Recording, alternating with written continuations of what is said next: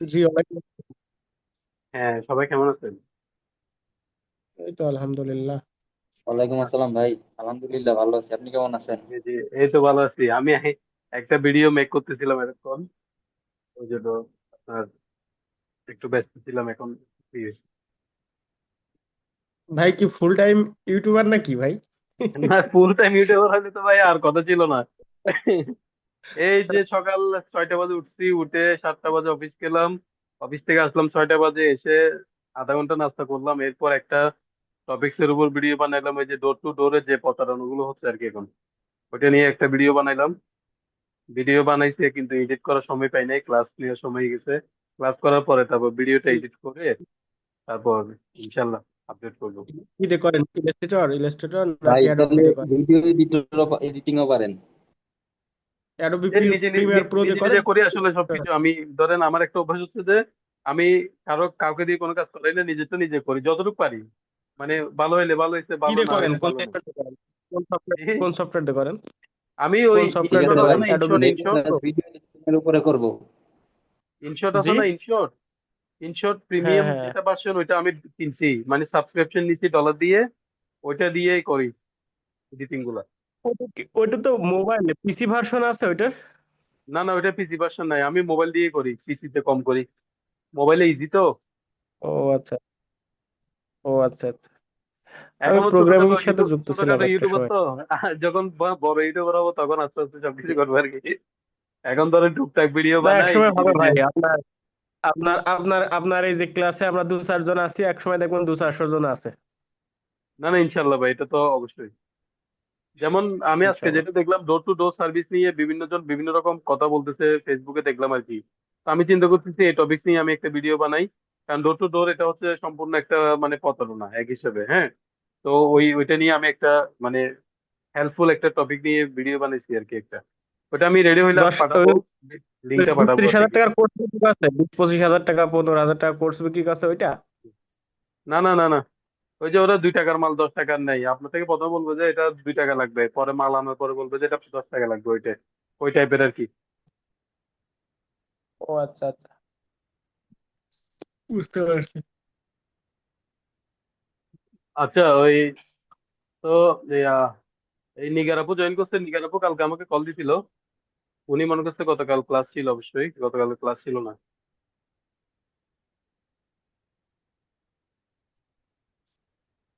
উনি তো দেখতেছি জয়েন করে না এখন, আচ্ছা আচ্ছা, করবেন। শুনুন ভাই, টিটি কপি দেখছি। হ্যাঁ, কি বলছেন ভাইয়া? টিটি কপি দেখছি আজকে। হ্যাঁ পেমেন্টের কপি। আচ্ছা আচ্ছা। এই যে টিটি কপির উপরে আমাদের কি আজকের ক্লাস? টিটি কপির উপর তো নাই, টিটি এটা তো একটা সুইফট কোড থাকে, ওই মানে পেমেন্টটা আসলে একটা সুইফট কোড পাঠায় আর কি, ওইটাই টিটি। ওইখানে ওইটা নিয়ে আসলে ক্লাস করার মতো কিছু নাই তো, মানে একটা না, সুইফট কপি আছে আর কি এটাকে কি টিটি। বলে? এটাকে কি বলে আপনি যেটা ওপেন করে রাখছেন? এটা তো এলসি। এলসি তো এলসি তো হচ্ছে যে এলসি নিয়ে আপনার অনেক কিছু জানা আছে, কিন্তু টিটিতে তো কিছু নাই। টিটি হচ্ছে একটা সুইফট কোড আসে, মানে টিটিটা সেটেল হইলে একটা সুইফট কোড আসে। ও সুইফট সুইফট কোড আসে মানে হচ্ছে আপনার টিটিটা মানে পেমেন্টটা চলে এলসিটা আসে। এলসিটা এমন দেখাচ্ছে কেন? এলসিটা এমন দেখাচ্ছে কেন? এটা একটু নিচে স্ক্রল করেন দিন, একটু স্ক্রল করেন দিন। যে এই যে ঠিক আছে এবার। ঠিক আছে। এটা তো আমি আপনি এখন স্কুল উপরের করি নাই অংশটা আমি। হ্যাঁ হ্যাঁ। উপরের অংশটা আমরা কেটে বাদ দিয়ে দিই, এই অংশটা রাখি না। জি জি, না না, এলসিটা। আমি পুরো এলসিটা নিছি। আমি দেখাবো, এটা ওয়ান টু ওয়ান দেখাবো। জি জি। এটা 27 নম্বর থেকে শুরু হয়। 27 নম্বর থেকে এলসি শুরু হয়, 27 হুম, থেকে। জি জি। আচ্ছা, আমি একটু তাইলে শুরু করি, ঠিক আছে। আপনার আচ্ছা, একটা, শুরু করুন। এটা হচ্ছে একটা এক্সপোর্টার এলসি, ঠিক আছে। ইম্পোর্টারে এই এলসিটা কাকে দিছে, এক্সপোর্টারকে। এক্সপোর্টার এই এলসির এগেনস্টে শিপমেন্ট করবে। ওকে, আমরা এতটুকু বুঝছি। এখন আসেন সেন্ডার। সেন্ডার হচ্ছে কি, কোন ব্যাংকে এলসিটা ওপেন করছে। এমটিবি। এমটিবি মানে আমরা জানি যে মিউচুয়াল ট্রাস্ট ব্যাংক, হ্যাঁ। মিউচুয়াল ট্রাস্ট ব্যাংক মতিঝিল শাখা থেকে এলসিটা ওপেন করা হয়েছে। ওকে। রিসিভার মানে এক্সপোর্টার, এটা হচ্ছে এক্সপোর্টারের ডিটেলস। এক্সপোর্টার ডিটেলস হচ্ছে কি, commercial bank of Ceylon PLC, আপনার ঢাকা, বাংলাদেশ। তাহলে এই এলসিটা খুলছে কে, সেন্ডার। আমরা সেন্ডারের, আমরা এলসি যে খুলবে, হ্যাঁ, এলসি যে ওপেন করবে বা যে ইস্যু করবে, তার তাকে আমরা সেন্ডার হিসেবে চিনবো। ঠিক আছে। আর যারা রিসিভ করবে মানে রিসিভার মানে টাকাটা যারা রিসিভ করবে তাকে আমি রিসিভার হিসেবে জানবো, ওই ব্যাংকে রিসিভার ব্যাংক হিসেবে জানবো। তাহলে আমরা এই জিনিসটা বুঝলাম। ভাই, ঠিক এই আছে। যে ইউনিট নান, এই জিনিসটা কি? কোনটা? মানে এটা নন। প্রয়োজন নাই, মানে এটা দরকার নাই। এগুলো হচ্ছে যে আপনার যখন একটা এলসি ক্রিয়েট করবেন সফটওয়্যারে, যখন ব্যাংকারে এলসিটা ওপেন করবে, ওখানে অনেক রকম অপশন আসবে, কোনটা লাগলে ওইটা দিবে, না লাগলে ওইটা দিবে না। ঠিক আছে।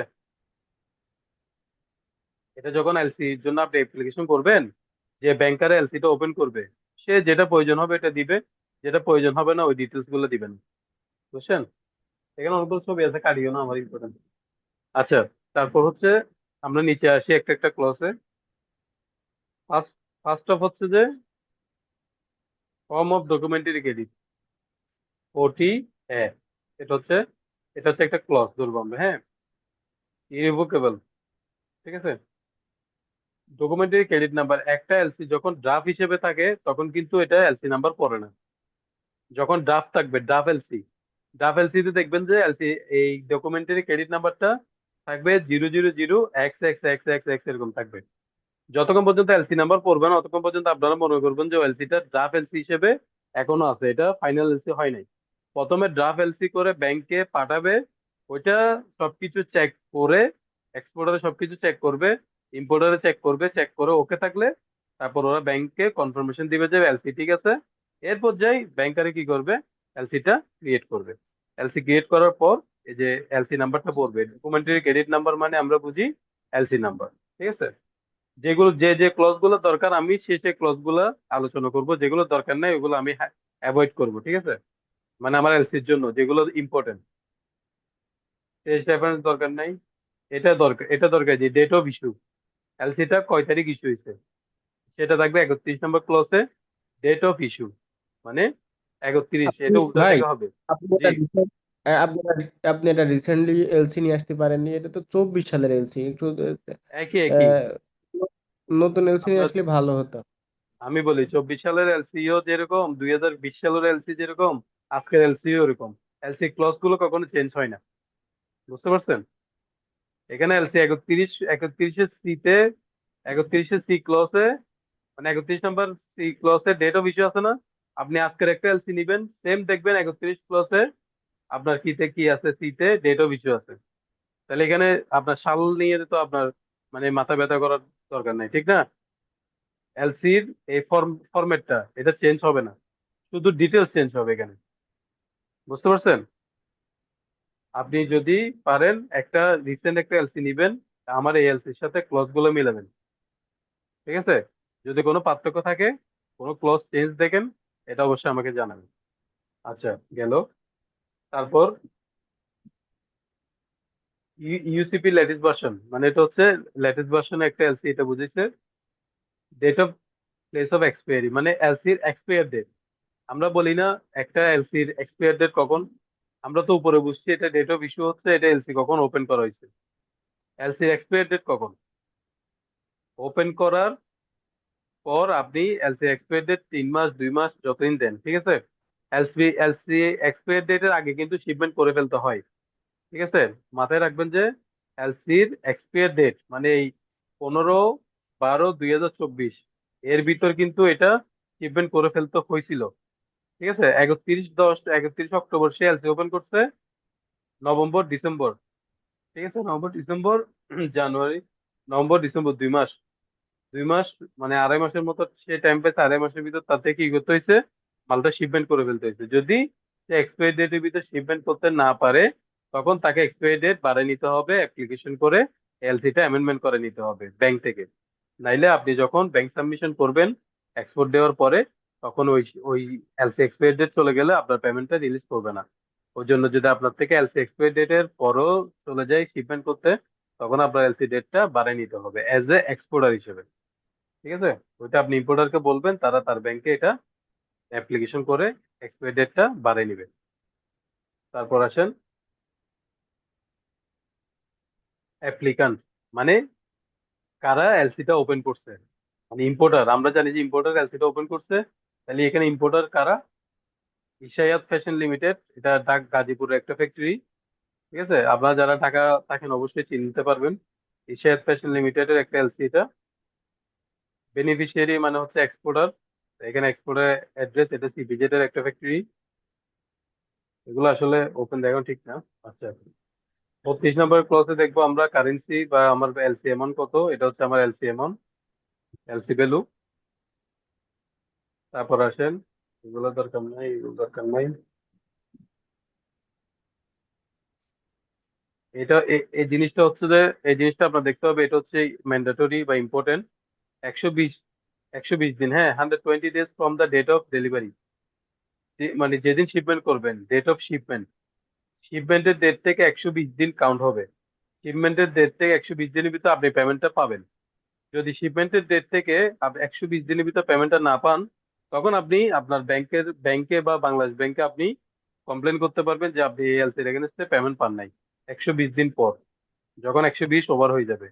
যদি এখানে 90 দিন থাকে, তাহলে 90 দিন ওভার হইলে আপনি ব্যাংকে যদি টাকাটা না পান, তাহলে আপনি ক্লেম করতে পারবেন। বা 30 দিনের যদি কন্ডিশন থাকে, তাহলে 30 দিন পর, শিপমেন্টের ডেট থেকে 30 দিন পর পেমেন্টটা না পাইলে, তখন আপনি বাংলাদেশ ব্যাংকে এটা ক্লেম করতে পারবেন। মাস্টার, ভাই ভাই ভাই, হুম এটা হুম তো হুম মাস্টার এলসি তাই না? এটা তো হুম মাস্টার হুম এলসি তাই না? হুম হুম হুম। হ্যাঁ, জি। তারপর আসেন ড্রয়ি। ড্রয়ি মানে হচ্ছে, মাস্টার ভাই, জি, 120 দিনের ভিতরে যদি পেমেন্ট না আসে তাহলে তো ওভার ডিউ দেখাবে ভাই। ওভারডিউ দেখালে তো আপনি ক্লেম করতে পারবেন আপনার যখন 30 দিন বা 120 দিন বা 90 দিন, ঠিক আছে, আপনার পেমেন্টটা আসে নাই, ওভারডিউ হয়ে গেছেন আপনার ওই এক্সপি। ওভারডিউ হয়ে যাওয়ার পরে আপনাকে ব্যাংক থেকে চিঠি ইস্যু করবে না যে এটা ওভারডিউ কেন হয়েছে বা পেমেন্টটা আসে নাই কেন, তখন আপনি এক্সপ্লেন করতে পারবেন যে আমার মানে বায়ারে বা আমার ওরা পেমেন্ট করে নাই। তখন বায়ারকে আপনি একটা বা আপনার ব্যাংকের থ্রুতে একটা চিঠি পাঠাবেন, সুইফট মেসেজ। আপনার ব্যাংকে একটা সুইফট মেসেজ পাঠাবে ওভারডিউ হয়ে গেলে। কাকে? ইম্পোর্টারকে। যেমন এই যে উপরে যেটা দেখছেন, আপনার এই কমার্শিয়াল ব্যাংক একটা সুইফট মেসেজ পাঠাবে কাকে? মিউচুয়াল ট্রাস্ট ব্যাংকে, যে তোমার এই পেমেন্টটা ওভারডিউ হয়ে গেছে, এই পেমেন্টটা আমার আসে নাই কেন।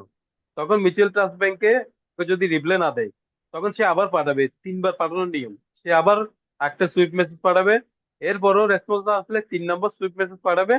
এরপরও যদি রেসপন্স না আসে, তিনটা চিঠি, তিনটে সুইফট মেসেজ একত্রিত করে বাংলাদেশ ব্যাংকে আপনি কমপ্লেন করবেন। বুঝতে পারছেন? ওভারডিউ হয়ে যাবে মানে কি, আপনার যখন এই ডেটটা ওভার হয়ে যাবে তাকে বলে ওভারডিউ।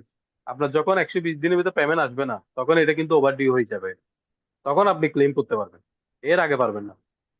এর ভিতর যদি পেমেন্ট চলে আসে তো আসলো, যদি না আসে তখন আপনার থেকে ক্লেম করতে হবে। আপনার ওই যে আপনার আপনার প্রথমে লিয়ান ব্যাংক দিয়ে আপনার ওই যে সুইফট মেসেজ পাঠাতে হবে, একবার, দুইবার, তিনবার, তিনবার পর কোনো রেসপন্স না আসলে, তখন গিয়ে আপনি বাংলাদেশ ব্যাংকে ক্লেম করতে পারবেন। বুঝতে পারছেন? জি জি। ভাই আরেকটা বিষয় হলো, এই যে ড্রাফটেড সাইট লেখা থাকে কিছু কিছু এলসি তে, এই হুম। সাইটটা মানে কি? অ্যাড সাইট আর কি, এটাকে এস SIGHT সাইট। ওটা হচ্ছে সাইটটা মানে সাইট, এটা হচ্ছে অ্যাড সাইট। ঠিক আছে, অ্যাড সাইট মানে হ্যাঁ হচ্ছে, হ্যাঁ। আমরা এটাকে আমরা এটাকে কমার্শিয়াল ভাষায় বুঝি যে, মানে আমি শিপমেন্ট করছি, ওই এলসির এগেনস্টে আমি পেমেন্ট নিয়ে আসবো এতদিনের ভিতর, এটাকে অ্যাড সাইট এলসি বলি। আবার এলসি ধরেন 4-5 রকম আছে। অ্যাড সাইট এলসি আছে, তারপর আরো বিভিন্ন আছে। আমরা তো অ্যাড সাইট করছি, আমরা বাকিগুলো করি নাই। যেমন মাস্টার এলসি আছে, লোকাল এলসি আছে, আরো 2-3 রকম মনে এলসি আছে। এটা আমি বলতে পারবো না সঠিক, আচ্ছা ভাই, কারণ কিন্তু এই যে সাইট লেখা আছে এখানে তো কোনো মানে দিনের উল্লেখ নাই, কত দিনের মধ্যে পেমেন্টটা আসতে হবে। আমার কাছে একটা এলসি কপি আছে, ওইখানে শুধু সাইট লেখা। বুঝতে শুধু পারছেন? সাইট, অ্যাড সাইট নেই। হ্যাঁ, ড্রাফট এট, এরপরে ওই যে 120 ডেজ লেখছেন না, এখানে শুধু হুম। সাইট লেখা আছে। ড্রাফট এড এটার পরে, SIGST। Draft at sight. জি জি, এটার পরে। হুম তাহলে হুম আপনারটা হুম। হচ্ছে অ্যাড সাইট এলসি, শুধু অ্যাড সাইট। জি। আমি আপনাকে লিখে এর মানে বোঝালে এর বুঝবেন। মানে তাহলে কয় দিনের মধ্যে পেমেন্ট আসবে? দাঁড়ান আমি বলি আপনাকে। আপনারটা লেখা আছে এলসি এট সাইট, এরকম লেখা নাই। আপনারটা লেখা আছে যে ড্রাফট এট সাইট, ঠিক না? হ্যাঁ, এই যে ড্রাফট এট লেখা আছে না হ্যাঁ। আপনার মতে, যে তিনটা ডট দেওয়া, পরে যেখানে হুম। আপনি 120 ডেজ লেখছেন, ওইখানে এখানে শুধু লেখা সাইট আছে লেখা আছে। ড্রাফট এট সাইট, ঠিক শুধু আছে না? সাইট। হ্যাঁ এট সাইট এলসি হ্যাঁ বলে হ্যাঁ। আর কি। এট সাইট এলসি এটা আপনার এই 90 দিনের ভিতর পেমেন্ট চলে আসে হবে, 90 দিন। ও, এট সাইট মানে 90 দিন। হুম হুম হুম। আর এলসিএড সাইট, যদি এলসিএড সাইট হয়, এই লেখাটা থাকে, তাইলে আপনার আপনার সাথে যে নেগোসিয়েশন হবে 1 মাস বা 90 দিন বা 120 দিন বা 180 দিন, 150 দিন, 180 দিন, ওরকম। এটা হচ্ছে আপনার ওই যে পিও বা পিএ এর মধ্যে যেভাবে নেগোসিয়েশন করবেন ওইভাবেই। ঠিক আছে। ও তারপর তবে ভাইয়া এলসি এর সাইট লেখা থাকলে আমার ওই যে পিওর এলসিএড মধ্যে লেখা মেনশন থাকলে থাকবে আপনার সাথে কতদিন আপনার সাথে যেভাবে পেমেন্ট থাকবে। নেগোসিয়েশন হবে ভাইয়ারের সাথে, হুম। যতদিনের একটা নেগোসিয়েশন হবে, 120 দিন না 1 মাস না না কতদিন, ওইটাই হবে যদি এলসি এড সাইড থাকে। আর যদি শুধু এড সাইড থাকে, তাহলে এটা 90 দিনের ভিতর পেমেন্টটা চলে আসতে হবে, নাইলে ওভারডিউ হবে। ওভারডিউ হলে আপনি পেমেন্টের জন্য ক্লেম করতে পারবেন। আচ্ছা। তারপর আসেন এই এই জিনিসগুলো, এই জিনিসগুলো দরকার নাই, এগুলো সবসময় ব্ল্যাঙ্কে থাকে। আপনার পার্সিয়াল শিপমেন্ট অ্যালাউড, এই যে সেলস কন্ট্রাক্টের সময় আমি বললাম না, সেলস এলসি তো সেম কথা থাকবে, বলছিলাম। পার্সিয়াল শিপমেন্ট অ্যালাও কি অ্যালাও না, এটা ড্রপ ডাউন মেনু থেকে ব্যাংকারে কি করবে, এলসি ইস্যু করার সময় সে অ্যালাউ দিতে পারে বা নট অ্যালাউড দিতে পারে। এখন ওই যে আমি বলছিলাম আপনাকে সেলস কন্ট্রাক্ট, আপনাদের মনে আছে কিনা জানি না, সেলস কন্ট্রাক্ট যখন করেছিলাম লাস্ট ক্লাসে, তখন বলছি না এলসি তো সেম জিনিস আছে। এই জিনিসটা পার্সিয়াল শিপমেন্ট মানে আমি পার্সিয়ালি করতে পারবো কিনা। যেমন পার্সিয়ালি বলতে এখানে কি বোঝাই, আমার $2615 থেকে আমি পার্সিয়ালি করতে পারবো কিনা, $100, $200, $50 এরকম ভেঙে ভেঙে এই $2615 করতে পারবো কিনা, ওইটা আমাকে কি করছে, আমার এলসি তে মেনশন করে দিছে আচ্ছা যে আমি করতে পারবো। বুঝছেন? হচ্ছে গেল। এখন আছেন ট্রান্সশিপমেন্ট নট অ্যালাউড। দেখেন, ট্রান্সশিপমেন্ট অ্যালাউ না, ট্রান্সশিপমেন্ট মানে বুঝি আমরা। না না। হ্যাঁ ভাই বুঝি। হ্যাঁ, তো যিনি বুঝেন উনি একটু এক্সপ্লেন করেন তো, বাকিরা বুঝুক। ট্রান্সশিপমেন্ট মূলত ভাইয়া ওই যে জাহাজটা চেঞ্জ করবে আমাদের না না না না না পোর্টে না তো না, একটা জাহাজের কথা বলিয়েন না। জাহাজের কথা বললে ওনারা বুঝবে না, এতটুকুই বলেন, মানে এই এএলসি তে কি বুঝেছে ওটা বলেন। ট্রান্সশিপমেন্ট হচ্ছে যে ডেস্টিনেশনে মালটা যাবে সেইখানে যাওয়ার আগে অন্য আরেকটা পোর্টে গিয়ে অন্য আরেকটা জাহাজে উঠতে পারবে, জাহাজ চেঞ্জ করা যাবে মানে না না, প্রোডাক্টের জাহাজের কথা বলতে জন্য। মানা করছি, এলসির কথা বলেন। আপনি তো তাহলে ও ভাইয়া শিপমেন্ট, কি বলেন?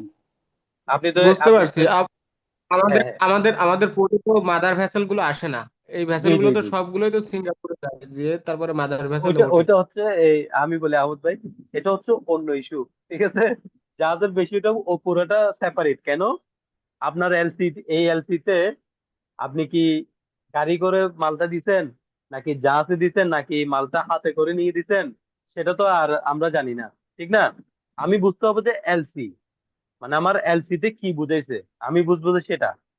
এটা হচ্ছে যে এক্সপোর্টের এলসি। ঠিক আছে, এই এক্সপোর্টের এলসি তে আমার ট্রান্সশিপমেন্ট নট অ্যালাউড মানে হচ্ছে কি, আমার এই এক্সপোর্টটা আমি শুধু এই এলসি নিয়ে কথা বলবো।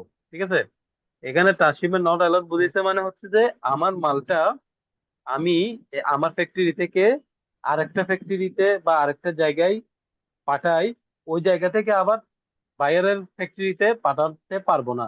আমার ফ্যাক্টরিতে লোড হবে, বাইরের ফ্যাক্টরিতে আনলোড হবে, যেটাকে বলে যে ট্রান্সশিপমেন্ট নট অ্যালাউড। এখন বুঝছেন? জাহাজের কথা বাদ, সবকিছু বাদ, শুধু নর্মালি আমরা বুঝবো যে আমার ফ্যাক্টরিতে লোড হয়েছে, বাইরের ফ্যাক্টরিতে আনলোড হয়েছে, এখানে আর কোথাও এটা লোড আনলোড হইতে পারবে না, যাকে বলবো যে আমরা ট্রান্সশিপমেন্ট নট অ্যালাউড। এখন বুঝছেন? বুঝতে আর পারছি, যদি আর একটু বলেন। জাহাজের ক্ষেত্রে, আর যদি জাহাজের ক্ষেত্রে হয়, সেটা হচ্ছে যে আমি যখন ফরেন এক্সপোর্ট করব, ঠিক আছে, এটা এটা হচ্ছে লোকাল এক্সপোর্টের এলসি, এটা ফরেন এক্সপোর্টের এলসি না। ঠিক আছে, ফরেন এক্সপোর্টের এলসি হইলে এখানে অনেক কিছু ডিফারেন্স থাকবে আরো। ফরেন এক্সপোর্টের ফরেন ফরেন এক্সপোর্টের এলসি আমি কালেকশন করার চেষ্টা করব, আমার কাছে নাই, যদি আপনারা কেউ আমাকে ব্যবস্থা করে দেন তাহলে আমি ওইটা নিয়ে আরেকটা ক্লাস নিব। এটা হচ্ছে লোকাল এলসি, মানে লোকাল এক্সপোর্টের এলসি। ঠিক আছে, ওই যে আমাদের সিলেবাসে আমরা লেখা আছে না, এক্সপোর্ট প্রথমে বলা আছে সবারটা, আপনি কি শুনবেন? হ্যালো। ভাবি ভাবি কি মার দিছিল নাকি আপনারে? আরে না, কোথায় হারাই এই গেলেন?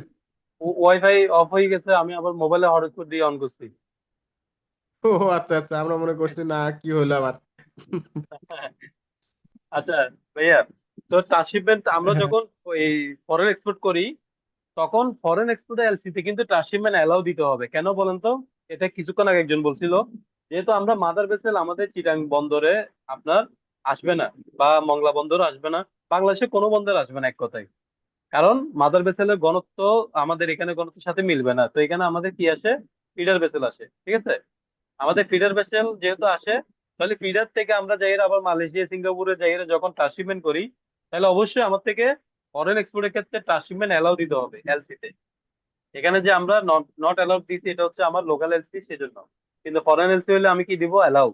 আদারওয়াইজ আমি তো শিপমেন্ট করতে পারবো না, কারণ আমার ডাইরেক্ট ফিডার দিব না, আমি শিপমেন্ট করবো ধরেন ইউএসএ তে, চাইনাতে। হ্যাঁ, এখন কথা হইতে পারে যে আমি শ্রীলঙ্কাতে এক্সপোর্ট করতেছি, ইন্ডিয়াতে এক্সপোর্ট করতেছি, সেক্ষেত্রে দেখা যাচ্ছে আমি ফিডার টু ফিডার, মানে আমার ফিডার এখানে লোড হবে, ইন্ডিয়াতে গিয়ে ওই ফিডার থেকে আনলোড হবে, বা শ্রীলঙ্কাতে, কারণ এগুলো হচ্ছে যে কম দূরত্বের, তো এগুলো ফিডার টু ফিডার শিপমেন্ট চলে যায়।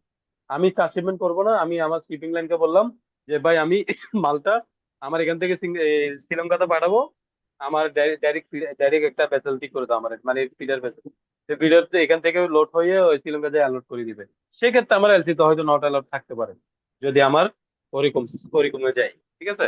আদারওয়াইজ আমরা যেহেতু এখন এটা এক্সপোর্ট এলসি নিয়ে, এই লোকাল এক্সপোর্ট নিয়ে কথা বলতেছি, তাহলে আমরা একটাই কথা বলি যে আমরা এটাতে লোকাল লোকাল এক্সপোর্টের ক্ষেত্রে আমি এটা নট অ্যালাউড রাখছি, কারণ আমি আমার ফ্যাক্টরিতে লোড দিব, বাইরের ফ্যাক্টরিতে আনলোড করব। কোনটা? আমি আমার এই ইপিজেড এর এই ফ্যাক্টরিতে লোড দিব, তারপর ঢাকা গাজীপুর গিয়ে আনলোড করব ইশাদ ফ্যাশন লিমিটেডে, ঠিক আছে? ওকে, এখন আসেন place of taking in cargo ডিসপাস from place receive. মানে এটা এটা হচ্ছে কি, মানে কোন জায়গা থেকে আমি লোড করব, আমার পণ্যটা কোন জায়গা থেকে লোড হবে। সেলার ফ্যাক্টরি, মানে আমি যেখান থেকে সেল এক্সপোর্ট করব, মানে যেখানে ম্যানুফ্যাকচারিং করছি যে ফ্যাক্টরি আমার, ওই ফ্যাক্টরি হচ্ছে সেলার ফ্যাক্টরি, ঠিক আছে? মানে যে ফ্যাক্টরি থেকে আমি মালটা বানাচ্ছি, যেখান থেকে বিক্রি করতেছি, ওখানে লোড হবে। প্লেস অফ টেকিং 44 ক্লাসে দেখবেন place of taking, in-charge dispatch, port of loading. এই পোর্ট অফ লোডিং এয়ারপোর্ট, এটা হচ্ছে যে ফরেন এক্সপোর্টের ক্ষেত্রে, ঠিক আছে? 44-এ মনে রাখবেন, 44-এ হচ্ছে যে আপনার প্লেস অফ টেকিং কোন জায়গা থেকে নিবে, এটা লোকাল এক্সপোর্টে ইউজ হয়। আবার ফরেন এক্সপোর্টে যখন যাবেন তখন দেখবেন যে 44-এর এটা ইউজ হচ্ছে না, এই 44-এ ইউজ হবে না, তখন হবে যে 44-এরই পোর্ট অফ লোডিং। তাহলে পোর্ট অফ লোডিং যখন ফরেন এক্সপোর্ট দিব, তার পোর্ট অফ লোডিং কি হবে? চিটাং হবে, বা আপনার এই এখানে ঈশ্বরদী হবে, যে কোনো একটা এই বন্দর হবে বাংলাদেশের। আর এয়ারপোর্ট হলে ঢাকা এয়ারপোর্ট, ঠিক আছে? পোর্ট অফ ডিসচার্জ, এটাও হচ্ছে তো ফরেন এক্সপোর্টের ক্ষেত্রে। পোর্ট অফ ডিসচার্জ চায়না হইতে পারে, হংকং হইতে পারে, ইউএসএ হইতে পারে, ঠিক আছে? এগুলো ব্ল্যাঙ্ক দেখতেছেন, তার মানে হচ্ছে কি, এগুলো হচ্ছে ফরেন এক্সপোর্টের ক্লজ, এখানে প্রযোজ্য হচ্ছে না, ওই জন্য এগুলো এখানে ব্ল্যাঙ্ক রয়ে গেছে। আসেন প্লেস অফ ফাইনাল ডেস্টিনেশন, মালটা ফাইনালি কোথায় যাবে? বাইরের ফ্যাক্টরি। লোড হবে কোথায়? সেলার ফ্যাক্টরি থেকে, ফাইনাল ডেস্টিনেশন হচ্ছে বাইরের ফ্যাক্টরি, ঠিক আছে? গেল। লেটেস্ট শিপমেন্ট ডেট, আসেন লেটেস্ট শিপমেন্ট ডেট মানে কি? এলসি ডেট থেকে এলসি এক্সপায়ার ডেটের মিডলে যেটা, ওইটাকে আমরা বুঝি যে লেটেস্ট শিপমেন্ট ডেট।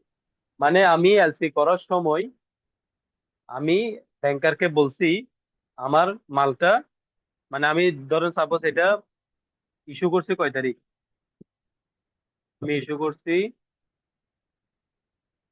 31/10, ঠিক আছে?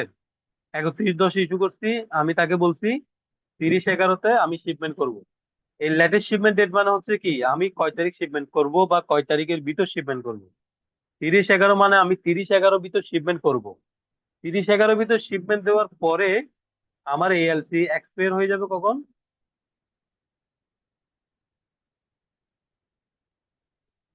15/12। তাইলে আমার শিপমেন্ট করার 15 দিন পর এলসিটা এক্সপায়ার হয়ে যাবে, ঠিক আছে? আমরা এগুলা এই তিনটা, এই দুইটা ডেট, মানে এক্সপায়ারি ডেট এবং লেটেস্ট শিপমেন্ট ডেট, যে কোনো সময় যে কোনো সিচুয়েশনে আমরা অ্যামেন্ডমেন্ট করতে পারবো, যদি আমরা ওই ডেট গুলো জাস্ট আমরা আনুমানিক দিয়ে রাখি। যদি ওই টাইমে আমরা শিপমেন্ট করতে না পারি, তখন ডেট গুলো আমরা বাড়াই নিই, ঠিক আছে? তারপর আসেন ডেসক্রিপশন অফ গুডস। এখানে কিন্তু ডেসক্রিপশন অফ গুডস যেভাবে আপনি দিবেন, আপনার ডকুমেন্টও সেম ওভাবে ডেসক্রিপশন অফ গুডসটা দিতে হবে। যেমন এখানে দিচ্ছে accessory for readymade garments industries, HS code এত, country of origin Bangladesh, state term EXW, এটা হচ্ছে যে এই ইনকোটার্ম। এটা ইনকোটার্ম কি করছে? ভাইয়া একটা একটা প্রশ্ন ছিল। ভাইয়া এই যে এলসি ইস্যুর ডেট দেওয়া আছে 10 তারিখ, মানে 10 মাস 31 তারিখ। হুম হুম। আর ডেট অফ এক্সপায়ারিটি দেওয়া আছে আপনার 12। কত দেওয়া আছে? 15/12। 12। কিন্তু হুম আপনার এলসির ইয়া দেওয়া আছে 120 দিন। হুম। তো এই 120 দিন যদি হিসাব করি তাহলে সেটা তো জানুয়ারি মাসের 31 তারিখ পর্যন্ত হইতেছে। এর আগে যদি এলসি সমস্যা নাই, এক্সপায়ার হয়ে যায় তাহলে কোনো সমস্যা হবে না? সমস্যা নাই, আমি অ্যামেন্ডমেন্ট করব। অ্যামেন্ডমেন্ট করে আবার বাড়ানো যাবে? জি জি। আমি ও, আমি তো আচ্ছা। তখনই বললাম দুইটা জিনিস সবসময় অ্যামেন্ডমেন্ট করতে পারবেন, latest shipment date, expiry date. ও, আচ্ছা, এটা কতদিন পর্যন্ত বাড়ানো যাবে ভাই? ওইটা আপনার, আপনি এলসি তে যদি 120 দিন দিচ্ছেন না, ওই একশো বিশ হুম দিন হুম ওই 120 দিনের ভিতর যদি পেমেন্টটা না আসে, ঠিক আছে, ওই হুম। 120 দিনের ভিতর যা করা করবেন, 120 দিন হয়ে গেলে এটা আর অ্যামেন্ডমেন্টও করতে পারবেন না, কোনো কিছু করতে পারবেন না। ও, ওই 120 দিনের বুঝতে ভিতর পারছি। যা করা করে ফেলতে হবে, শিপমেন্ট দিয়ে এলসি অ্যামেন্ডমেন্ট করে পেমেন্ট এনে সব করে ফেলতে হবে, নাইলে ওইটা ওভার ডিউতে চলে আচ্ছা, যাবে, তখন কিন্তু আপনার থেকে। তার মানে আমি এক্সপায়ারি ডেটটা 120 দিনের থেকে বেশি নিতে পারবো না? না, 120 দিনের ভিতর সব শেষ করে ফেলতে হবে আপনার। আচ্ছা, ঠিক আছে। ওকে। আচ্ছা আপনারা আমি আমি এই জিনিসটা কিন্তু ঠিক হচ্ছে না। আমি বারবার বলছি ক্লাস করার সময় কোনো কোয়েশ্চেন করবেন না, এটা ক্লাসে ডিস্টার্ব হয়। ক্লাস শেষে তো আপনাদের আমি টাইম দিই কোয়েশ্চেন করার জন্য, তখন ও আপনারা কোয়েশ্চেন করবেন, ঠিক আছে। ক্লাসের মিডিলে কোয়েশ্চেন করলে কিন্তু ক্লাসের ইয়েটা চলে যায়, মনোযোগটা চলে যায়। আমি আমি আমারটা বলে যাব, পরে আপনারা নোট করে রাখবেন, তারপর কোয়েশ্চেন করবেন যখন আমি কোয়েশ্চেন করার টাইম দিব। আচ্ছা ভাই, নাইলে ঠিক আছে। আমার সমস্যা হবে না, কিন্তু যারা ধরেন শুনতেছে ওদের সমস্যা হবে, কারণ ওরা এক লাইন থেকে আরেক লাইনে চলে যাবে। আপনার কোয়েশ্চেনটা আপনার মার্ক করে রাখবেন, মনে রাখবেন, ঠিক আছে। আচ্ছা, ডেসক্রিপশন আমি আমার যে যা ডেসক্রিপশন আমি দিলাম, আমার ট্রেড টার্ম, আমরা ইনকোটার্মের ক্লাস আছে তখন আমরা বুঝবো ইনকোটার্ম গুলো ভালো করে। এটা হচ্ছে ইএক্সডব্লিউ। ইএক্সডব্লিউ হচ্ছে যে আপনার ফুল বায়ারের এই সেলারের খরচে, মানে এই এক্সপোর্টারের খরচে মালটা পাঠিয়ে দেওয়া, যাকে বলে এক্স ওয়ার্ক, ইএক্স ওয়ার্ক বলি আমরা, ঠিক আছে। ওগুলো ডিটেলস ক্লাসের মধ্যে আমি বলবো, ইনকোটার্ম যখন ক্লাস করাবো। তারপর আসেন ডেসক্রিপশন কোয়ালিটি, এগুলা জাস্ট আমরা দিয়ে দিচ্ছি নর্মালি। এই লেখাগুলো আবার আপনার ওই যে ব্যাংক সাবমিশন যখন করবেন তখন ওখানে এই লেখাগুলো থাকতে হবে। কি কি জানি না। যাও। তারপর ডকুমেন্টস রিকোয়ারমেন্ট, হ্যাঁ, ডকুমেন্টস রিকোয়ারমেন্ট এটা হচ্ছে সব একটা একটা লোকাল এলসির ক্ষেত্রে সব থেকে ইম্পর্টেন্ট জিনিস হচ্ছে আপনার কি, এই 46 এর ডকুমেন্ট রিকোয়ার। মানে আপনি যখন পেমেন্ট রিলিজ করতে যাবেন তখন ব্যাংকে কি কি ডকুমেন্ট সাবমিশন করবেন, তার সব ডিটেলস থাকবে 46 এর যেখানে ডকুমেন্ট রিকোয়ারমেন্ট থাকে। তাহলে এখানে কি কি দিতে বলছে ওরা, বেনিফিশিয়ারি ডাফ দিতে বলছে, full invoice value in duplicate. Duplicate শব্দের অর্থ হচ্ছে মানে 2 কপি। ব্যাংকের ভাষাগুলো বুঝতে হবে, ব্যাংকে যখন ডুপ্লিকেট লেখে তখন এটার মানে হয় যে 2 কপি। তারপর ডুপ্লিকেট মানে 3 কপি। তারপর দেখেন commercial invoice 6 copy, 6 copy commercial invoice, certificate of the origin the merchandise of the merchandise, ঠিক আছে। মানে তিন কমার্শিয়াল ইনভয়েস 6 কপি, যেখানে সার্টিফাই করবে মার্চেন্ডাইজ মানে কোম্পানি সার্টিফাই করানো, ঠিক আছে। তারপর full set of truck receipt document, এটা ডেলিভারি চালান, এই যে লোকাল এক্সপোর্ট করার সময় যে ডেলিভারি চালান করা হয় তার কপি লাগবে, যেখানে আপনার মিউচুয়াল ব্যাংক এরও সাইন লাগতে হবে, মানে মিউচুয়াল ট্রাস্ট ব্যাংকের সাইন থাকতে হবে। এবং অ্যাপ্লিকান্টের ফুল নেম এন্ড অ্যাড্রেস, মানে যারা অ্যাপ্লিকান্ট এলসি ইস্যু করছে তাদের তাদের সিগনেচার এবং তাদের সিল সাইন ফুল ডিটেলস থাকতে হবে ডেলিভারি চালানে। কেন? ডেলিভারি চালানে তাদের সাইন থাকা মানে হচ্ছে তারা মালটা বুঝে পাইছে। আদারওয়াইজ ব্যাংকে কিভাবে বুঝবে যে তারা মাল বুঝে পাইছে কি বুঝে পায় নাই? তাহলে আপনি যখন ব্যাংকে পেমেন্ট রিলিজ করতে যাবেন এই জিনিসটা যদি না পাই, তাহলে তারা মনে করবে আপনি তাদেরকে মাল বুঝে দেন নাই বায়ারকে, তাহলে আপনার পেমেন্ট আটকে রাখতে পারে। তারপর আসেন tag receipt delivery challan must be sealed and sign by managing director of the applicant. দেখছেন? মানে ডেলিভারি চালান এবং ট্যাগ রিসিপ্টের মধ্যে ওই যারা এলসি ইস্যু করছে সে তাদের ম্যানেজিং মানে এমডি বা ডিরেক্টর লেভেলের কারো আপনার কি সিল সাইন লাগবে। এবং কমার্শিয়াল ইনভয়েসও কি, তারা লিখে দিতে, কমার্শিয়াল ইনভয়েসে মেনশন থাকবে যে তারা রিসিভ ইন গুড কন্ডিশন, মানে তারা মালটা রিসিভ করছে গুড কন্ডিশনে, ঠিক আছে। তারপর প্যাকিং লিস্ট, এটা আমরা জানি 3 কপি প্যাকিং লিস্ট দিতে হবে। সার্টিফিকেট অরিজিন মানে সিও 3 কপি দিতে হবে। মূসক 6.3 যদি প্রয়োজন হয় দিবে, এই বেশিরভাগ ক্ষেত্রে মূসক 6.3 লাগে না, ওই ফ্যাক্টরি টু ফ্যাক্টরি, বন্ডের ফ্যাক্টরির ক্ষেত্রে। এটা গেল। তারপর আসেন অ্যাডিশনাল কন্ডিশন, এখানে যে জিনিসগুলো লাগবে না এগুলো ব্যাংকে বললে ওরা রিমুভ করে দেয়। অনেক সময় বলে দিয়ে দেয়, ওটা বললে ওরা এখান থেকে ওরা এটা চায় না, মানে ওটা বাদ দিয়ে দেয়। অ্যাডিশনাল ডকুমেন্ট কি কি লাগতে পারে? 47 এতে থাকবে অ্যাডিশনাল ডকুমেন্ট, মানে অ্যাডিশনাল কন্ডিশন কি কি থাকবে? All document must be sign and date. সব ডকুমেন্টের মধ্যে যেগুলো ব্যাংকে সাবমিশন করবেন ওখানে সাইন এবং অবশ্যই ডেটটা দিতে হবে। All document must be show the LC number. সব ডকুমেন্টে এলসি নাম্বার এবং এলসি ইস্যু ডেট অবশ্যই থাকতে হবে। Date of shipment or date of delivery challan or date of receive of good must not be earlier than the issuance of the LC. এই কথাটার মানে হচ্ছে এলসি ডেটের আগে আপনার কখনো ডেলিভারি চালানের ডেট হইতে পারবে না। এটা কেন বলছে? এলসি ইস্যু হওয়ার পরেই তো আমরা শিপমেন্ট করি, ঠিক না? এলসি ইস্যু হওয়ার আগে তো আমরা শিপমেন্ট করতে পারবো না। ওই জন্য এখানে বলছে যে এলসি ইস্যুর ডেটের আগে ডেলিভারি চালানের ডেট হইতে পারবে না। কোনো কারণে ধরেন আপনি এলসি ইস্যু ডেট হচ্ছে যে এই 9/5 আজকে, কিন্তু আপনি ডেলিভারি চালান দিচ্ছেন 1/5, তাইলে কিন্তু ব্যাংক আপনাকে আটকে ফেলবে, কিরে তুমি এলসি ইস্যু ডেটের আগে কেমনে শিপমেন্ট করলা? অবশ্যই আপনার থেকে এলসি ইস্যু ডেটের পরে শিপমেন্ট করতে হয়। এলসি করার পরে, এলসি করার আগে তো শিপমেন্ট করতে পারবেন না, এটা লর বাইরে চলে গেছেন। তারপর আসেন ডিসক্রিপেন্সি। ডিসক্রিপেন্সি মানে কি? আপনি ব্যাংক সাবমিশনের জন্য যা ডকুমেন্ট জমা দিচ্ছেন ওখানে কোনো ভুল ভ্রান্তি হইলে ব্যাংকে আপনার থেকে $25 কেটে নিবে। আপনার পেমেন্ট থেকে কত ডলার? $25 সে কেটে নিবে। যদি ডকুমেন্ট সাবমিট করার সময় আপনি কোনো ভুল ভ্রান্তি করেন, কোনো ওয়ার্ড মিসিং করেন, একটা কমা মিসিং করেন, তাইলে কিন্তু ওরা এগুলো চেক করবে। চেক করার পর ওয়ান বাই ওয়ান চেক করার পর কোনো ভুল পাইলে আপনার থেকে কিন্তু আপনার টোটাল অ্যামাউন্ট থেকে $25 কেটে বাকি টাকা সে আপনাকে রিলিজ করবে। এটা হচ্ছে একটা ব্যাংকের, মানে ব্যাংকের রুলস, এবং এটা ব্যাংককে দিতে হয়। এটা কম আছে $25, যেহেতু মিউচুয়াল ট্রাস্ট ব্যাংক। এইচএসবিসি $50, তারপর ইবিএল ও $50। এরকম এক এক ব্যাংকে এক এক ধরনের ডিসক্রিপেন্সি রেট থাকে। অনেক ব্যাংকে $10 থাকে। তারপর আসেন এক্সপোর্ট কন্ট্যাক্ট। এক্সপোর্ট কন্ট্যাক্ট মানে হচ্ছে যে এলসি, ওই যে সেলস কন্ট্রাক্টর, সেলস কন্ট্রাক্টের এই মানে এই নাম্বারটা এবং এই ডেটটা থাকতে হবে। And applicant in date number, মানে ওদের ব্যাট নাম্বার বা টিন নাম্বার এগুলা ডকুমেন্টের মধ্যে অ্যাপিয়ার, এই must appear in all document, মানে সব ডকুমেন্টের মধ্যে এই জিনিসগুলো থাকতে হবে। মানে মূলত মেন কথা হচ্ছে যে 47 এতে কন্ডিশন গুলো, যে কন্ডিশন থাকবে ওই কন্ডিশন অনুযায়ী আপনার থেকে ডকুমেন্ট গুলা সেট আপ করতে হবে, তারপর যে ব্যাংকে সাবমিট করতে হবে। তারপর আসেন নয়ন স্পেশাল ভাই, এগুলো পেমেন্ট। তো সব এক্সপোর্টারের কাজ, তাই না? এগুলো জি তো সব জি সব। এক্সপোর্টারই জি করবে, জি জি জি যে এলসি জি। ওপেন করা থেকে শুরু করে। না না না, এলসি ওপেন করবে ইম্পোর্টারে। এক্সপোর্টারে কেন এলসি করবে? ইম্পোর্টার মানে ধরেন আমি বাইরে পাঠাচ্ছি, বাইরে যে মানে মানে রিসিভ করবে সে এলসি ওপেন করবে, তাই তো? জি। কিন্তু আমি এক্সপোর্টার, তাহলে আমি করব না? না। আচ্ছা। 49-এ স্পেশাল পেমেন্ট কন্ডিশন। এটা এটা ব্ল্যাঙ্ক, মানে এটা দরকার নেই এখানে কিছু। Special payment condition receiving bank লাগবে না। Charges, all bank charges including reimburse charge, এই চার্জ সে চার্জ, এগুলা বেনিফিশিয়ারি অ্যাকাউন্ট থেকে কাটা হবে। মানে এক্সপোর্টার অ্যাকাউন্ট থেকে কেটে নিবে এই চার্জ গুলা, যা যা চার্জ আছে এগুলো কেটে বাকি টাকাগুলো আপনাকে ওরা রিলিজ করে দিবে। তারপর আছে পিরিয়ড অফ প্রেজেন্টেশন 15 days। এটা মানে কি? আপনার শিপমেন্ট করার পরে প্রেজেন্টেশন ডে মানে 15 দিন, 15 দিনের ভিতর ব্যাংক সাবমিশন করে ফেলতে হবে। শিপমেন্ট যেদিন গেছে তার থেকে 15 দিনের ভিতর আপনার ব্যাংক সাবমিশন জমা দিতে হবে।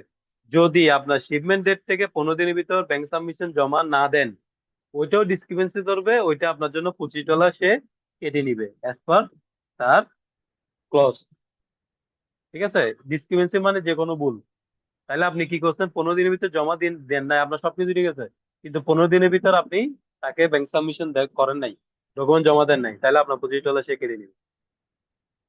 তারপর আসেন কনফার্মেশন, এটা লাগবে না। ইনস্ট্রাকশন, এটা হচ্ছে আপনার all document to be send one lot of mutual, মানে এক সেট ডকুমেন্ট মিউচুয়াল ট্রাস্ট ব্যাংকে পাঠাতে হয়। আর এক সেট, তো টোটাল 3 সেট ডকুমেন্ট পাঠাতে হয় ব্যাংক সাবমিশনের জন্য। এক সেট হচ্ছে আপনার অফিস কপি, এক সেট হচ্ছে আপনার ব্যাংক, আর সেট হচ্ছে বাইয়ারের ব্যাংক।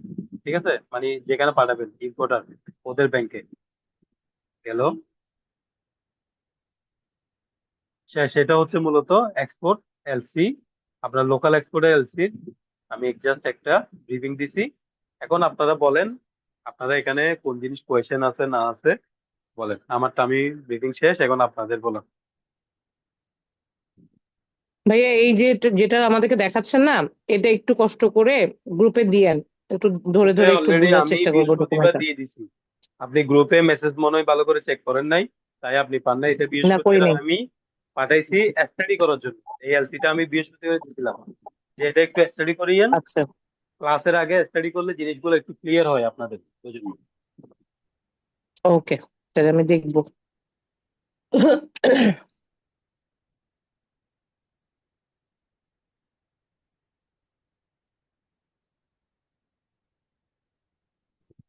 কারো কোয়েশ্চেন থাকলে বলেন, ভাই এতক্ষণ আপনি অনেকজন কোয়েশ্চেন করছেন। ভাই আপনি তো লোকাল এলসি দেখালেন ভাই। ভাইয়া জি আপনি একটা ফরেন এলসি দেখিয়েন। হ্যাঁ, এটা তো 04 এর লোকাল এলসি।